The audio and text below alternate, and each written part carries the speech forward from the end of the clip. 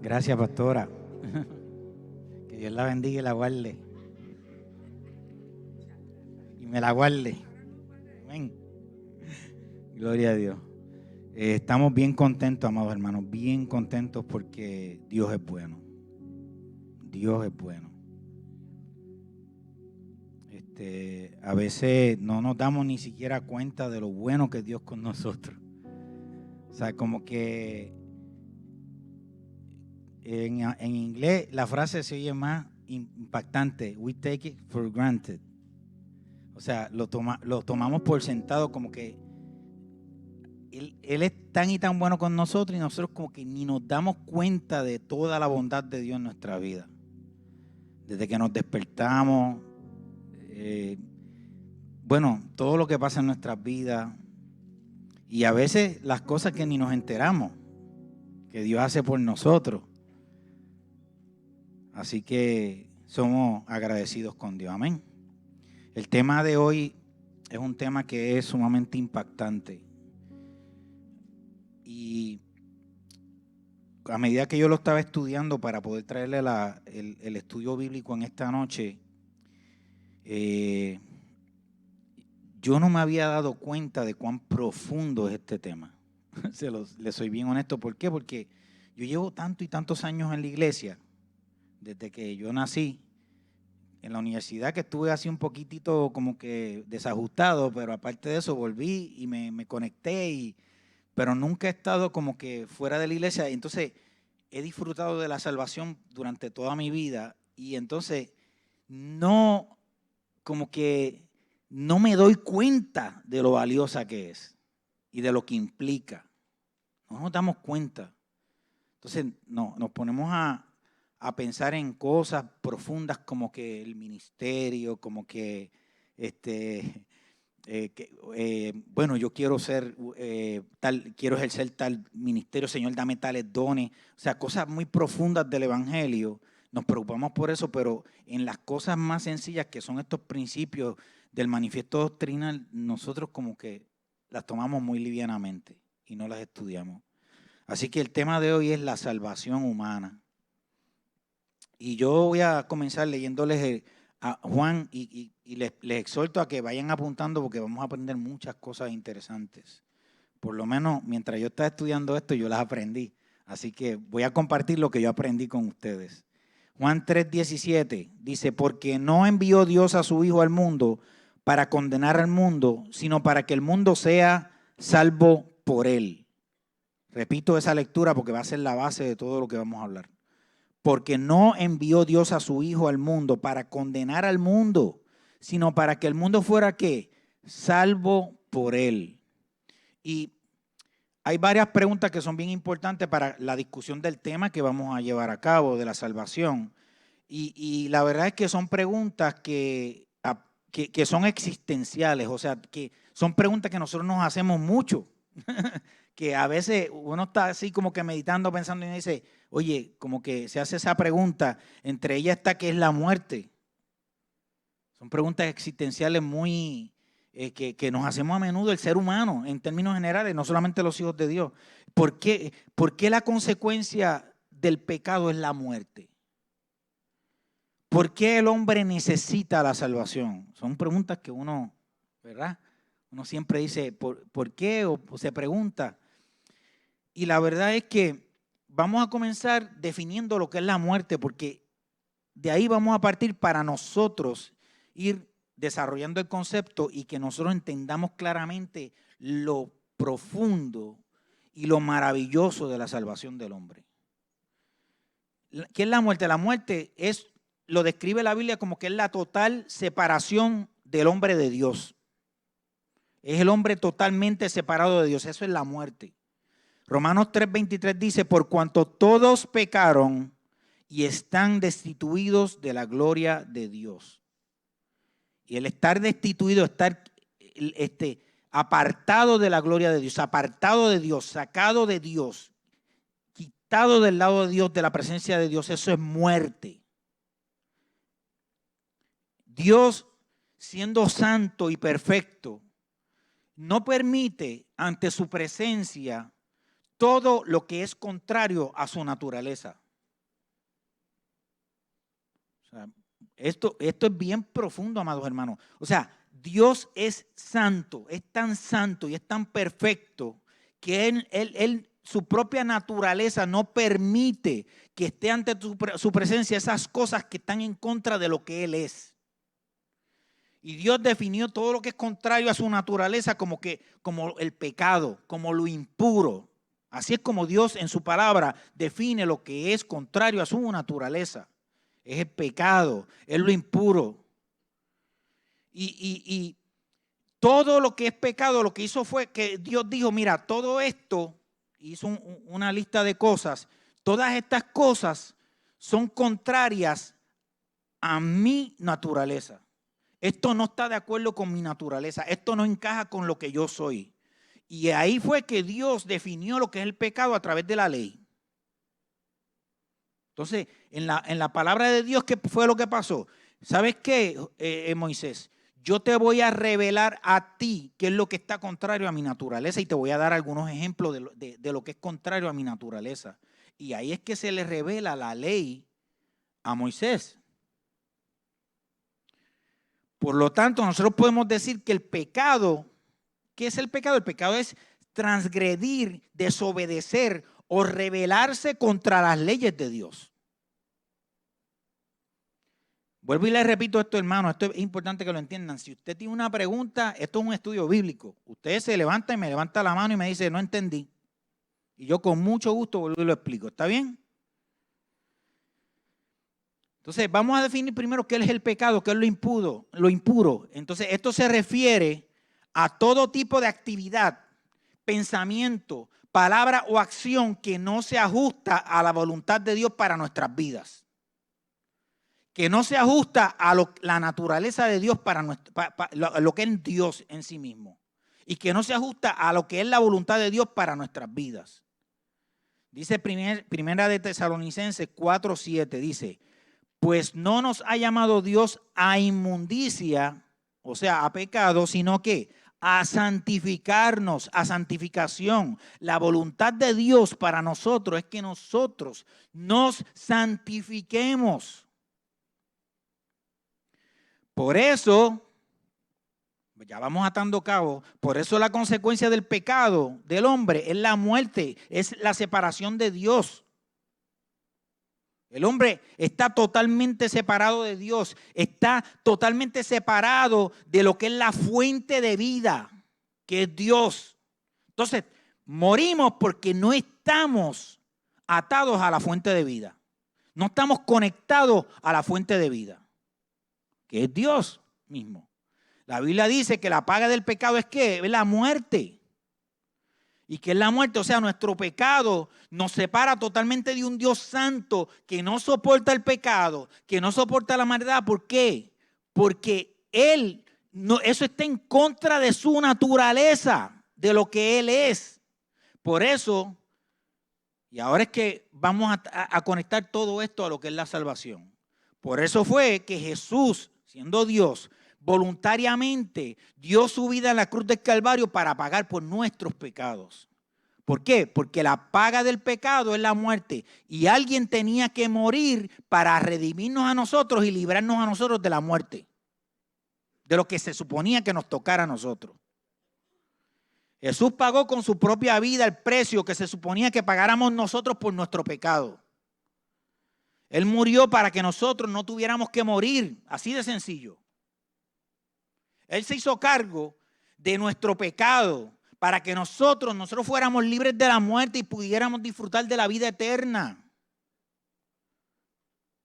Jesús murió en nuestro lugar. Se suponía que éramos nosotros los que muriéramos, porque los pecadores éramos nosotros los que estábamos con una naturaleza que no podía existir junto a Dios. Para nosotros poder ser redimidos del pecado necesitaba ocurrir una muerte, porque lo que paga el pecado es muerte. Entonces, ¿qué es lo que pasa? Se presenta la solución al problema del hombre. Por eso era que en los tiempos antiguos los sacerdotes tenían que estar realizando sacrificios constantemente para pedir perdón por el pecado del pueblo a Dios, porque era la única manera de que tuvieran un poco de respiro ante su pecado, para poder acercarse un poco a Dios.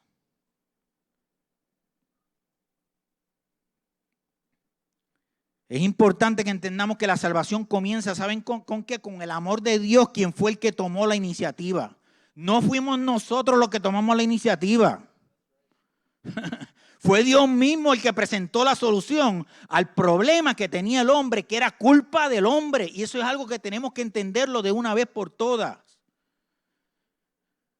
La Biblia dice en Juan 3:16, porque de tal manera amó Dios al mundo, amó Dios al hombre, que Dios salió de él a su único hijo para que todo el que en él cree no se pierda, mas tenga vida eterna.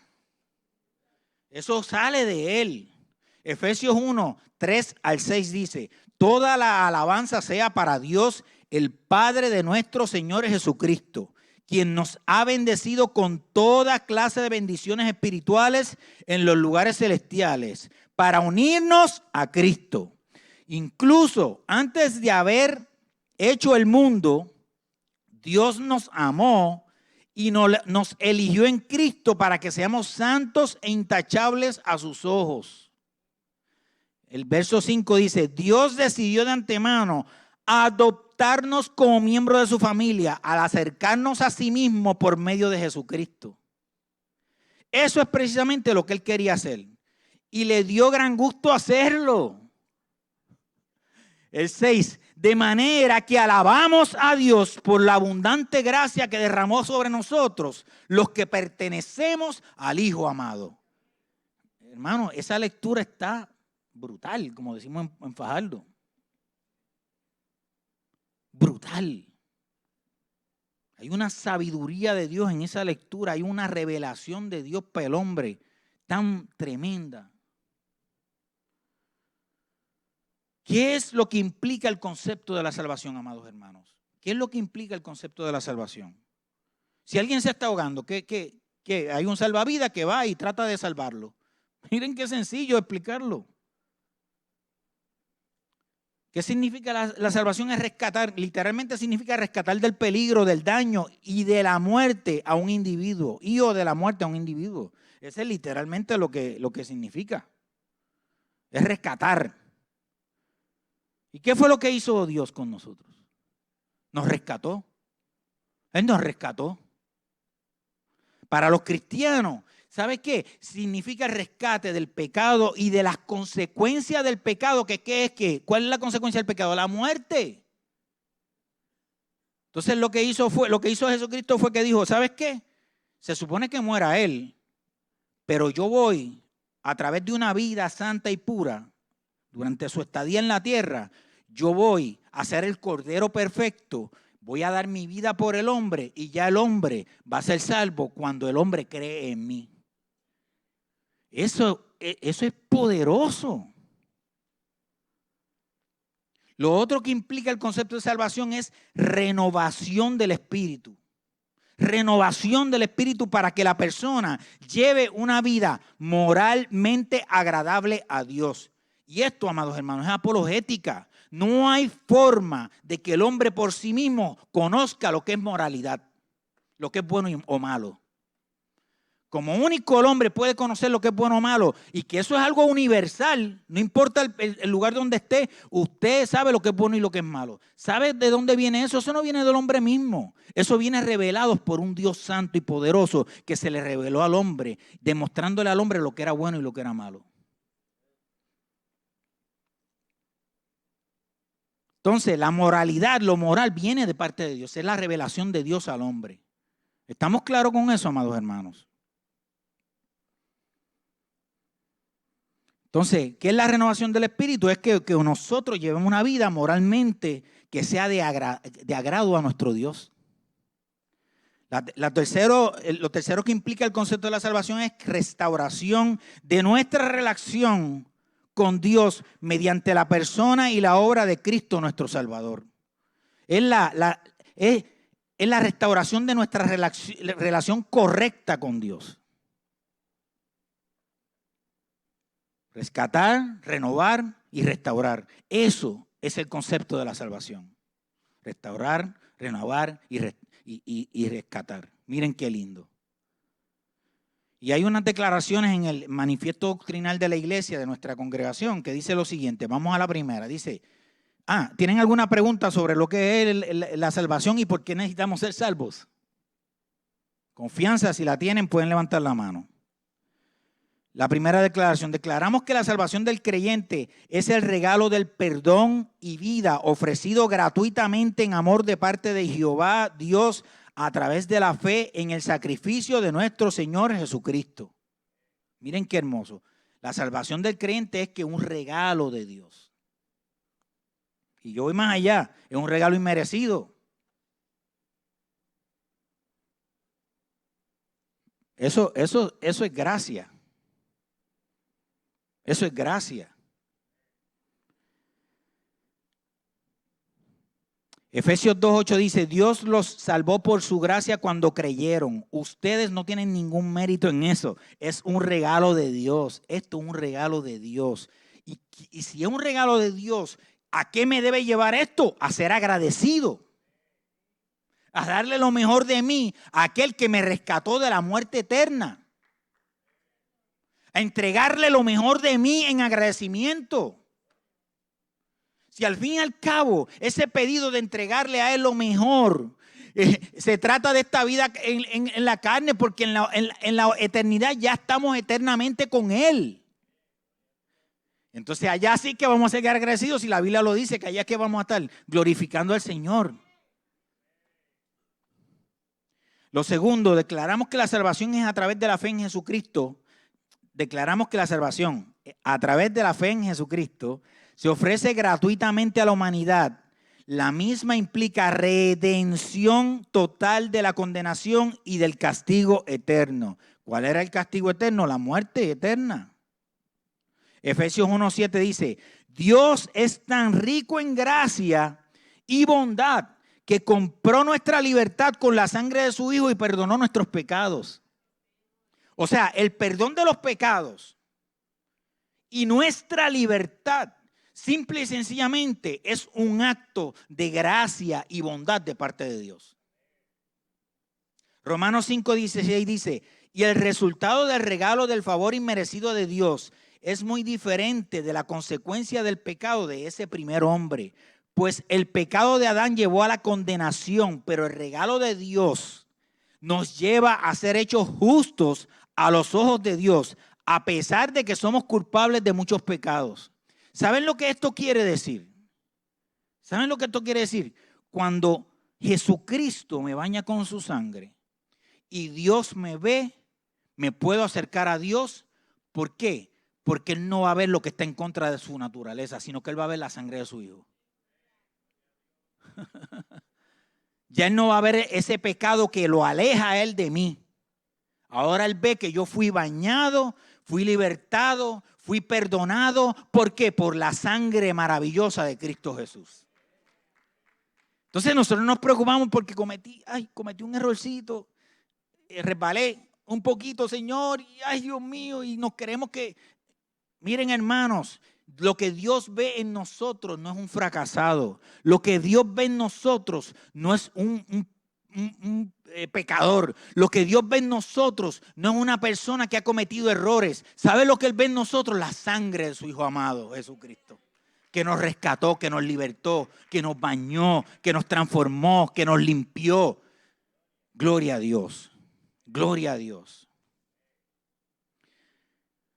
Declaramos, la tercera dice, declaramos en sentido amplio que la salvación del creyente envuelve regeneración, santificación y glorificación eterna. Vuelvo a repetir, qué frase linda. Regeneración, santificación y glorificación eterna. ¿Qué es regeneración, amados hermanos? ¿Qué es regeneración? ¿Qué es ser regenerado? ¿Saben lo que es? En palabras más boricuas que entendamos mejor, significa nuevo nacimiento. Nuevo nacimiento.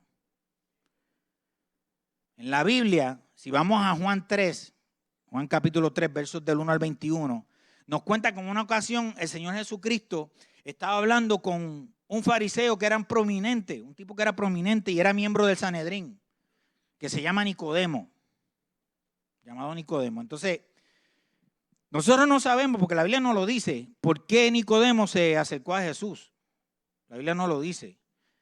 Pero lo que sí sabemos es que Jesús le dijo a él lo que él necesitaba de parte de Jesús. Jesús le dijo, tú necesitas nacer de nuevo, mijito.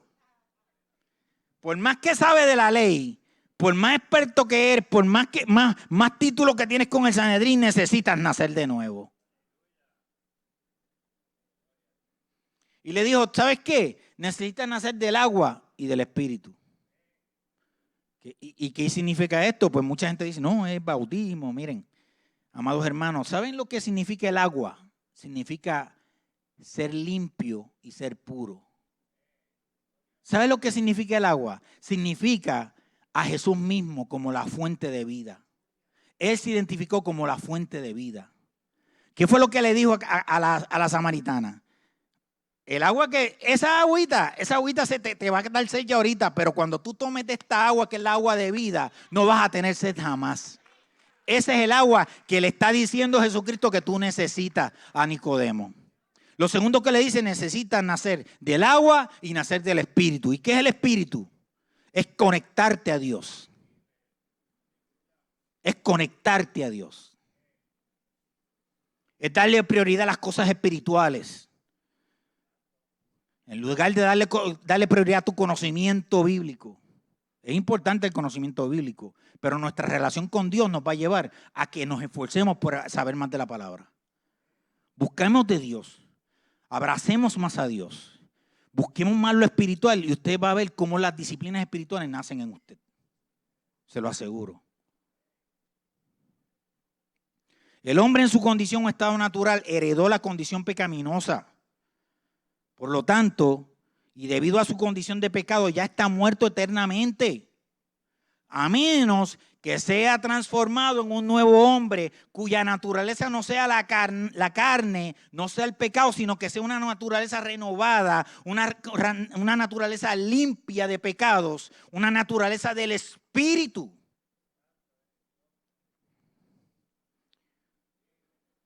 La frase nacido de nuevo, amados hermanos, literalmente significa nacer de arriba. Cuando usted lo traduce del arameo, significa nacer de arriba. Significa ser renovado espiritualmente. Es el transformado en hijo de Dios por el derecho de ese nuevo nacimiento. Nosotros cuando nacemos en la carne, nacemos en pecado. Porque lo heredamos, el pecado, lo heredamos del pecado que cometió Adán. Eso se pasó al resto de la humanidad. Y por lo tanto, naturalmente estamos muertos espiritualmente. Es por eso que para nosotros tener una vida eterna espiritual tenemos que renacer en nuestra naturaleza espiritual. O sea, tenemos que pasar de un hombre carnal a un hombre espiritual. De un hombre sucio en un hombre limpio por el agua de vida que es Cristo. Efesios 2:1 dice, y Él os dio vida a vosotros cuando estabais muertos en vuestros delitos y pecados. Estábamos muertos. Estábamos sin solución. Estábamos desesperados. Sin la paz que sobrepasa todo entendimiento. Pero de momento vino la vida que es Cristo y a través de su sangre poderosa nos dio vida a nosotros también. ¿Cómo nacemos de nuevo, amados hermanos? ¿Cómo ocurre esto de nacer de nuevo? Vayamos a Efesios 2, versos del 8 al 9. Miren lo que dice la palabra del Señor. Por gracia sois salvos por medio de ¿qué? De la fe. Y esto no de vosotros, no de nosotros mismos, pues es un don, un regalo de Dios, no por obras para que nadie se las eche. Eso es en el boricua, ¿ve? En la versión boricua. Para que nadie venga a decir, no, eso fui yo, Nico Fernández. No, eso no vale. Es para que nadie se gloríe. ¿Sabe? Esto es un regalo, es una gracia, es algo que Dios nos da a nosotros. Según de Corintios 5:17. Miren lo que dice la palabra de Dios, que esto está tremendo.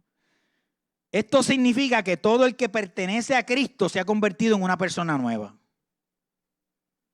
Una nueva criatura. La vida antigua, las cosas viejas pasaron. Una nueva vida ha comenzado.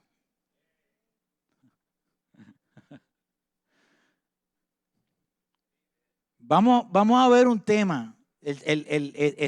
Nosotros estamos hablando de que dentro de esa tercera declaración está la regeneración, que es el nuevo nacimiento. El segundo tema es santificación. ¿Y qué es la santificación? Es la nueva dinámica de vida que ahora experimenta el creyente a través de la gracia y la fe en Jesucristo. Eso es la santificación. Es esa nueva dinámica de vida que ahora que nos lleva a través de la gracia y la fe en Cristo, que nos lleva a la oración, que nos lleva al estudio de la palabra de Dios, que nos lleva a vivir de la dirección del Espíritu Santo. Es consagrar nuestra vida a Dios.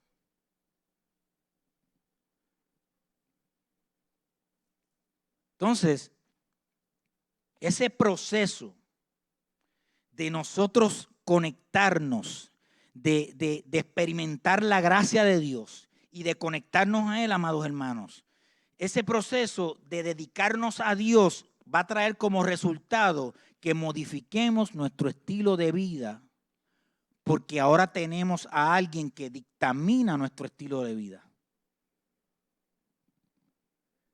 Entonces, esto es un principio bíblico tan poderoso. ¿Sabe lo que esto quiere decir? Que yo soy transformado de adentro hacia afuera. Que lo que yo soy por fuera es como decir, una visión de lo que yo tengo por dentro. Entonces vemos muchos cristianos que lamentablemente sufren en sus vidas porque se preocupan más por transformarse por fuera, pero se olvidan de que esta transformación viene de adentro hacia afuera. Viene de la obra del Espíritu Santo y no de la obra nuestra.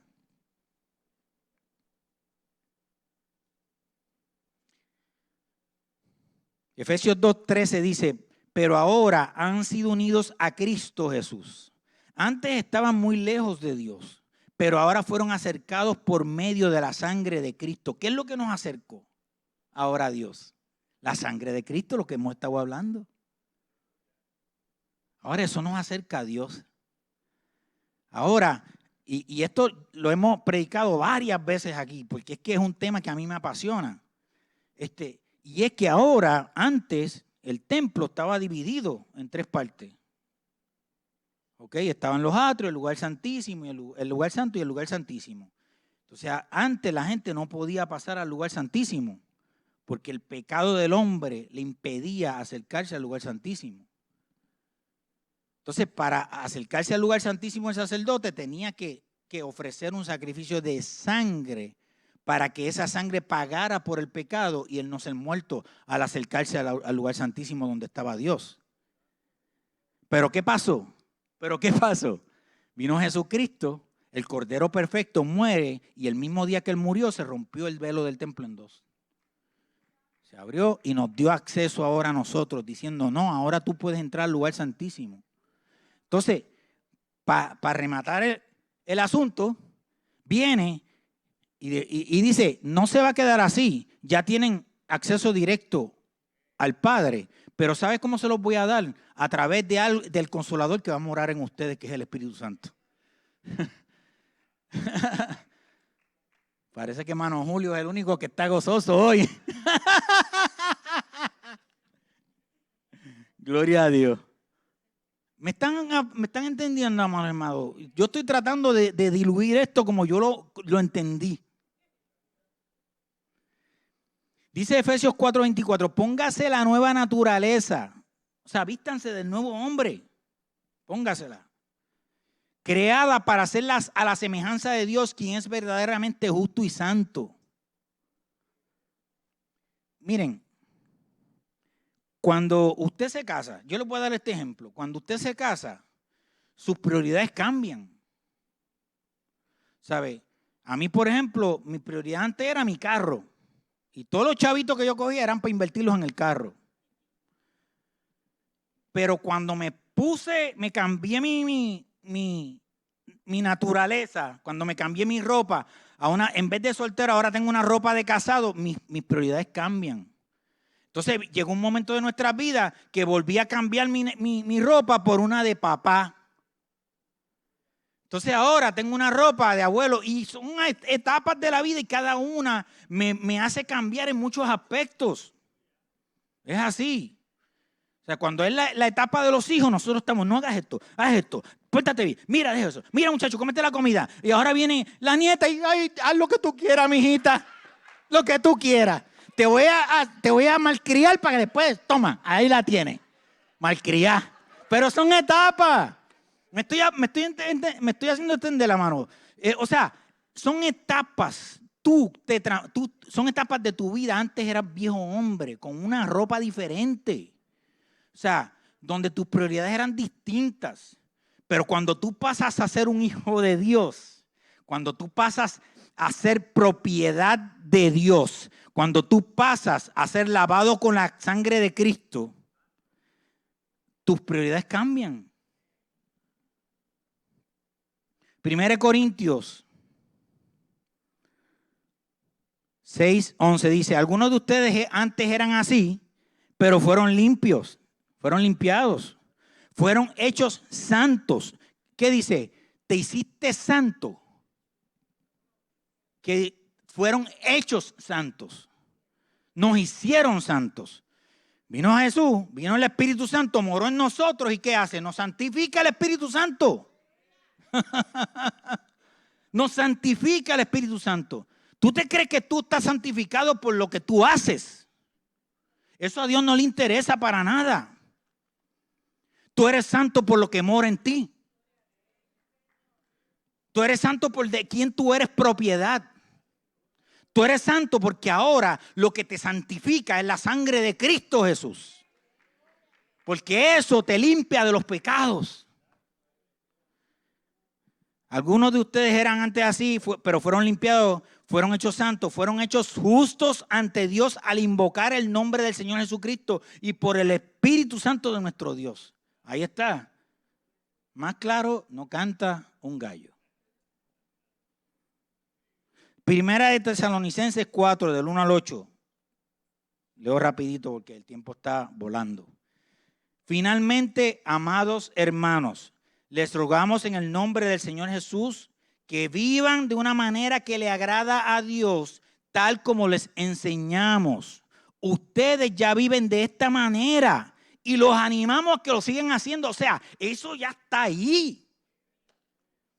O sea, eso ya está ahí. Entonces, ¿qué yo le quiero decir con esto, amados hermanos? Que dejemos esa batalla mental. Que lo que hace es frenarnos en nuestra vida productiva para el Señor. Porque nos hace sentir incapaces. Nos hace sentir inmerecedores. Nos hace sentir que no puedo hacerlo. No tengo el derecho a hacerlo. Cuando nosotros visualizamos de una vez por todas que ya Cristo pagó por mi pecado. O sea, Él no tiene que volver a morir por mí. Ya Él lo hizo. Ya Él hizo la obra. Eres santo, hijo de Dios, amado por Dios. Eso a nosotros nos va a libertar tanto. Y especialmente, ¿sabes qué? En las tentaciones.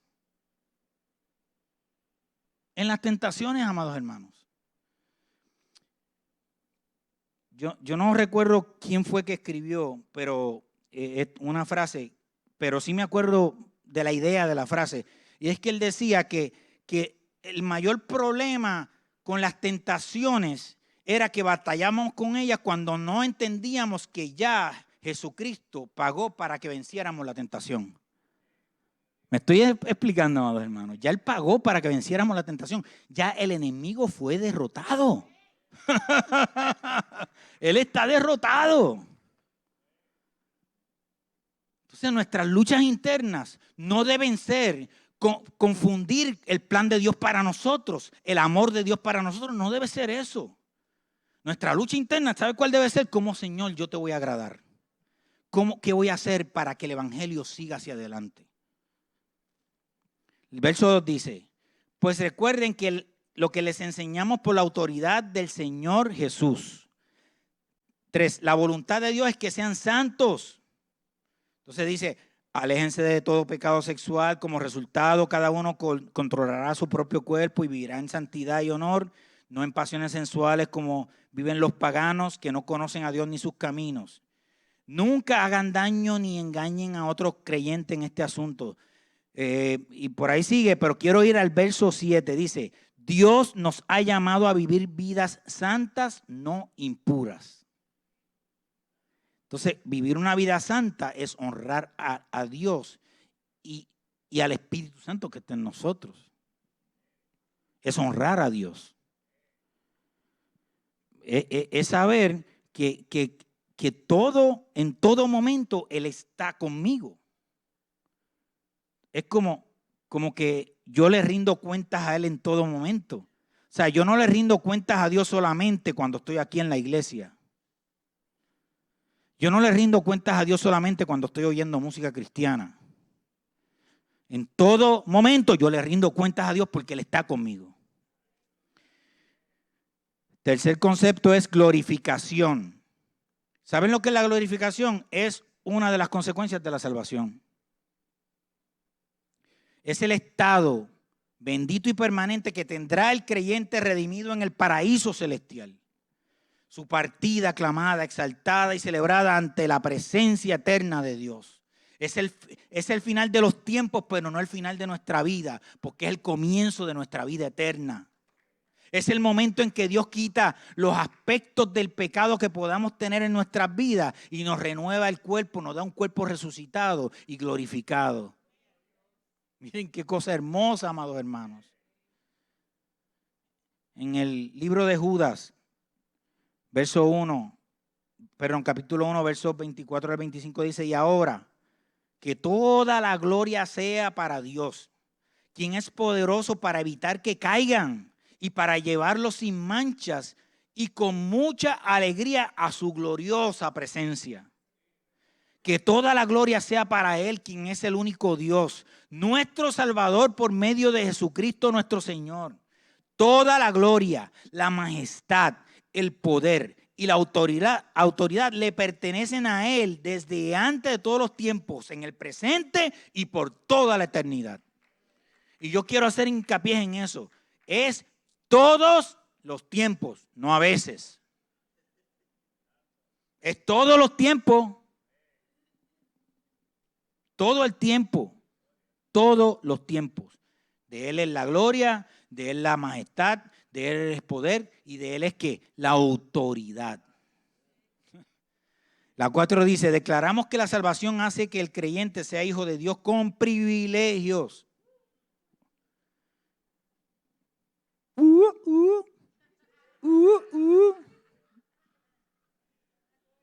Romanos 8, 14 al 17. Este verso, léanlo en sus casas de nuevo. Esta lectura bíblica. Romanos 8, 14 al 17 dice, pues todos los que son guiados por el Espíritu de Dios son hijos de Dios. O sea, ¿quieres ser hijo de Dios? Deja que el Espíritu te guíe. El 15 dice, y ustedes no han recibido un espíritu que los enlace al miedo. No sean cobardes. No le tengan miedo al enemigo. El enemigo está vencido. No sean esclavos del temor, del miedo. En cambio, recibieron el Espíritu de Dios cuando Él los adoptó como sus propios hijos. O sea, si lo traducimos en griego, dice, recibieron un espíritu de adopción como hijos. Y ahora nosotros le llamamos Abba Padre. ¿Saben lo que es Abba Padre? Es una expresión de confianza hacia Dios. Es una expresión de confianza. Es papito, es papi.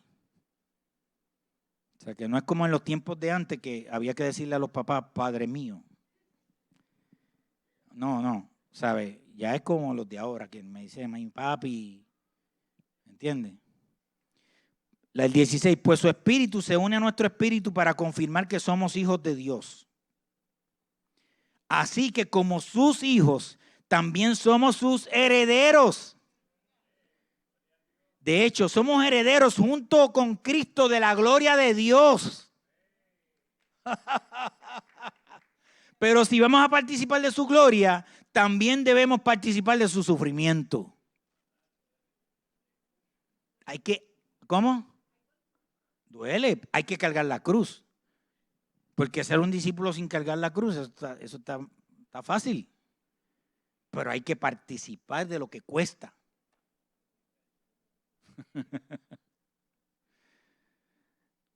La quinta, declaramos que no hay salvación para el ser humano fuera de la fe personal en Jesucristo como Señor y Salvador. Esa está tremenda. Efesios 2, 8 al 10 dice, Dios los salvó por su gracia cuando creyeron. Ustedes no tienen ningún mérito en eso, es un regalo de Dios. La salvación no es un premio por las cosas buenas que hayamos hecho, así que ninguno de nosotros puede jactarse de ser salvo, pues somos la obra maestra de Dios. Él nos creó de nuevo en Cristo Jesús, a fin de que hagamos las cosas buenas que preparó para nosotros desde el principio de los tiempos. Wow, eso no hay ni que explicarlo, ¿verdad que no? Hay otro tema que yo quiero discutir, que es la justificación. ¿Qué es la justificación? Es el perdón divino al pecador arrepentido, que le hace estar en paz con Dios. Ahora estamos en paz con Dios, porque hemos sido justificados por la fe en Cristo Jesús. Somos justificados por la fe en Cristo Jesús. Creemos en Cristo Jesús y eso nos hace tener el privilegio de acercarnos a Dios directamente. Al que cree en la obra de Cristo en la cruz, se le adjudica la justicia de Cristo. Miren qué cosa brutal. Romanos 3, 22 al 26 dice, Dios nos hace justo a sus ojos cuando ponemos nuestra fe en Jesucristo. Y eso es verdad para todo el que cree, sea quien fuere. No hay discriminación en esto. No hay pecado grande ni chiquito. Somos justificados por todos nuestros pecados. O sea, cuando Él te limpia, cuando Él te ofrece la justificación y cuando somos justificados por la fe, no nos debe preocupar porque mi pecado fue más grande que el de aquel. Porque Él perdona todos los pecados y nos restaura todo, no importa el pecado que hayamos cometido. Julio, ¿estás contento por eso? Yo también. Voy a aplaudir contigo, Julio. Somos justificados. Todos hemos pecado. Nadie puede alcanzar la meta gloriosa establecida por Dios. Sin embargo, en su gracia, Dios gratuitamente nos hace justos a sus ojos por medio de Cristo Jesús, quien nos liberó del castigo de nuestros pecados. Pues Dios ofreció a Jesús como el sacrificio por el pecado. Las personas son declaradas justas a los ojos de Dios cuando creen que Cristo Jesús sacrificó su vida al derramar su sangre. Ese sacrificio muestra que Dios actuó con justicia cuando se contuvo y no castigó a los que pecaron en el pasado. Verso 26 dice, porque miraba hacia el futuro y de ese modo los incluía en lo que llevaría a cabo en el tiempo presente. Dios hizo todo eso para demostrar su justicia, porque Él mismo es justo e imparcial y a los pecadores los hace justos a través de ¿qué? De sus ojos cuando creen en Cristo Jesús. Ya estoy terminando, amado, no se me desesperen. Filipenses 3, 20 al 21, quiero terminar con esto. Dice así, en cambio, nosotros somos ciudadanos del cielo donde vive el Señor Jesucristo y esperamos con mucho anhelo que Él regrese como nuestro Salvador. Él tomará nuestro débil cuerpo mortal y lo transformará en un cuerpo glorioso igual al de Él. lo hará valiéndose del mismo poder con el que podrá todas las cosas bajo su dominio. Filipenses 3, 20 al 21. Miren qué brutal. Yo creo que si nosotros entendemos bien lo que es la salvación, o sea, si entendemos el concepto, si lo tenemos claro de lo que es la salvación, a mí no me va a preocupar lo que diga tal doctrina o tal doctrina. Mira, no me preocupa, porque yo soy salvo por Él, no por mis obras. ¿Sabe? Ya he sido justificado, he sido limpio. Ahora lo que a mí me toca, ¿sabe lo que es? Darle lugar al Espíritu Santo para que controle mi vida. Para que me sane de adentro hacia afuera. Para que me restaure de adentro hacia afuera. Señor, como decía David, quita de mí lo que a ti no te gusta. Dale, límpialo. Amén. ¿Qué les parece si nos ponemos de pie un momento y oramos? Vamos a darle gracias a Dios por nuestra salvación. ¿Qué les parece? Vamos a darle gracias a Dios por la salvación. Vamos a darle gracias a Dios por el regalo maravilloso de su perdón, de su restauración, de la reconciliación, de que ya no nos mira a nosotros, sino que mira la obra del Espíritu Santo en nosotros, sino que mira la sangre de Cristo que nos hace justos a través de la fe en Él. Padre, gracias, Señor, por tu amor. Gracias por tu perdón. Gracias porque tú nos diste la alternativa. Porque tú diste a tu Hijo en la cruz del Calvario para morir por nosotros. Él murió cuando me tocaba a mí morir. Por eso yo soy agradecido contigo, Señor. Él murió porque ya nosotros estábamos muertos, pero a través de su muerte nosotros hemos recibido vida. Y a través de su resurrección nosotros vamos a ser resucitados en ti, Señor. Gracias, Señor, porque creemos que vamos a disfrutar contigo una vida eterna. Porque tú nos regalaste el perdón de los pecados.